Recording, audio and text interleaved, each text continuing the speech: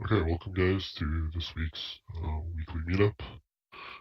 So as usual, we'll cover some of the stuff that's happened over the course of the last week, and we'll cover some of the stuff that's going to happen later this weekend going forward.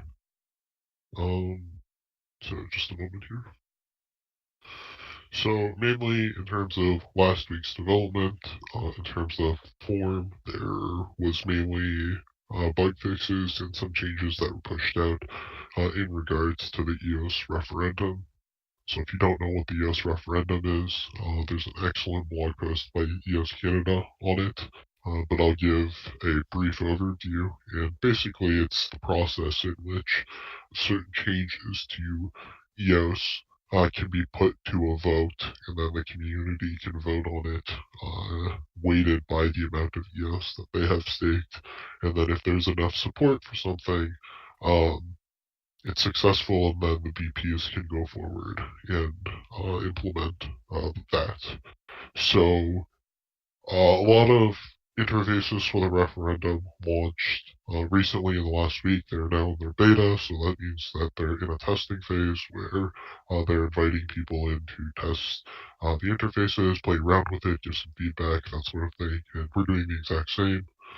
The main difference between our interface and a lot of the other interfaces is that our interface does support discussion directly on the blockchain via EOS form. Some of the other interfaces might provide a little better tooling when it comes to creating proposals or filtering through the proposals. Um, but that's more or less the main thing in regards to what's been going on in the referendum. It's still in a testing phase, and hopefully it'll be ready fairly soon to start being used in production sense. And once that's ready, we can start putting some actual things to referendum in the EOS community, such as the Constitution, which still has not been officially ratified at this point in time. Now, sort of behind the scenes in terms of development, so not directly on the form is powered by something called Novusphere DB, which is a piece of technology that we developed here at Novusphere, which allows a decentralized database to be formed from the state, derived from the state of a blockchain, so in this case EOS.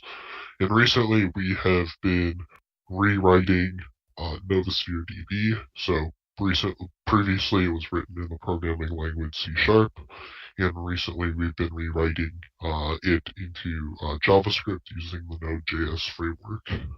So the main reason behind doing this has to do with our future plans of what we're working on in terms of the sidechain project that we have, the Ring CT sidechain project. And so to highlight the main reason, we had a few decisions to make in that regards. So it was either, if we take a look at how Monero's, the availability of Monero's core libraries, they exist either in C++ or JavaScript, because they recently, I believe it was maybe this year or last year, released a web-based version client where you could interface with Monero without actually having the wallet downloaded. And so that implemented a lot of the core library, but in JavaScript. So the options we had at that point was to port the core library to C Sharp, which is a lot of work, write a wrapper around the C++ library and expose it to C Sharp. That's not very good for being cross-platform. It's kind of complicated. And the last option was to actually rewrite Novusphere DB into JavaScript to make use of the Monero JavaScript libraries. And that to me seemed like the optimal solution. Um, so one of the also additional benefits from rewriting it into Node.js is we get rid of an install dependency where previously users would have, someone running a full node, in this case, which is Novusphere DB, would have had to install .NET Core, which is a library slash framework by Microsoft. So that dependency is no longer there because Node.js can produce native applications. So we are about halfway, I'd say, done through the rewriting process. Hopefully it'll be in production in the back end of ESForm. We'll start using the new Novusphere DB software within the next couple days. I still have some development work to do on it and some testing, but it shouldn't take that long. Um, and then aside from that, obviously you can guess from what I said earlier, I have started to do some experimentation using the Monero core libraries.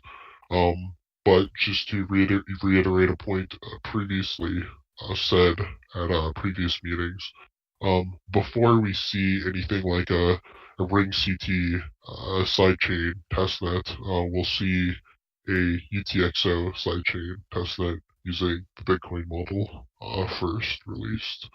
And then, as well as that, we will see, again, a test version, sort of staking introduced to use in conjunction with the testnet that uses the Bitcoin UTXO model. So that's still a little bit far off, but yeah, it's being worked on. I just wanted to reiterate that point and sort of explain what's going on behind the scenes, since as it is currently really the only visual changes people are seeing in terms of development mainly relate to the forum. So there still are like other things going on. Um, Now, one of the things that is happening tomorrow is I have a meeting with EOS Asia, and they wanted to help out a little bit in terms of the forum's development. I'm not exactly sure how that's going to work at this point in time, so I don't want to really make any speculative points about it, or what their involvement will be. But I do plan on talking to them about the forum, and then I'll relay that information back to the Novusphere community, and I'll also address it at next week's meeting.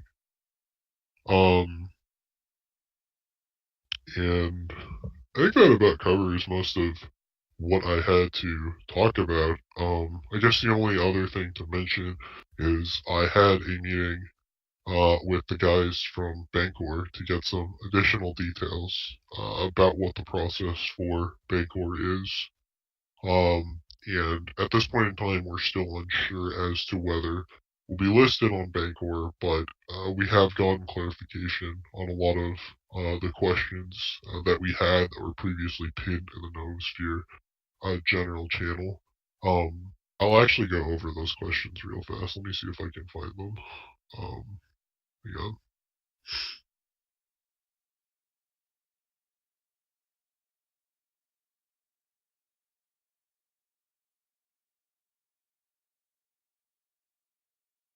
So one of the first questions that we had for them was, what's the process for being listed? So describe the process. Basically, you have to apply to Bancor, and they sort of will vet your project to make sure it's something that they actually want to be listed on their network. And assuming that's okay, then you have to have some amount of Bancor and some amount of your tokens staked on their network. There isn't a specific amount as to what you need, to my understanding, but they do recommend 100k USD worth of Bancor network token, BNT, and whatever token you're trying to get listed. So in our case, Atmos. Um, but if you read their site, for example, and this is something I asked for clarification on, you can stake a lower amount, for example, like 50k would be fine, and you still get a majority of the good features out of Bancor.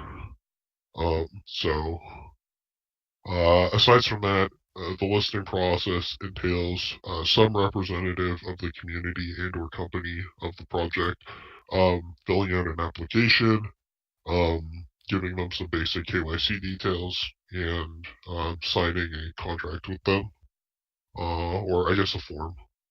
And I think that's pretty much it for how the listing process works. Um, in a typical exchange listing process, you pay the exchange a fee to get listed, but in the case of Bancor, this is not the case. So you do keep full ownership over the Bancor network tokens that you stake. And so this leads into some of the other questions I had. So, for example, if, let's say, you have initially $50,000 worth of Bancor token, and you stake it, and you, and the price of Bancor were to, let's say, double to 100K, then you have less slippage, of course, in terms, and you can do 50K by withdrawing some of the Bancor staked into the network. Another clarity was that I had for clarity was, depending on the state of the effect, the amount, does it affect the amount that you can with, so I believe it doesn't actually. You can always get back the amount, but I'll double check on this for clarity with the Bancor guys again. But I think that more or less is the main questions that I had to Bancor. So you can take over Loots, you can take over now and go over some of the working on that you've been working on, and then we can get to some questions. All right, cool. All right.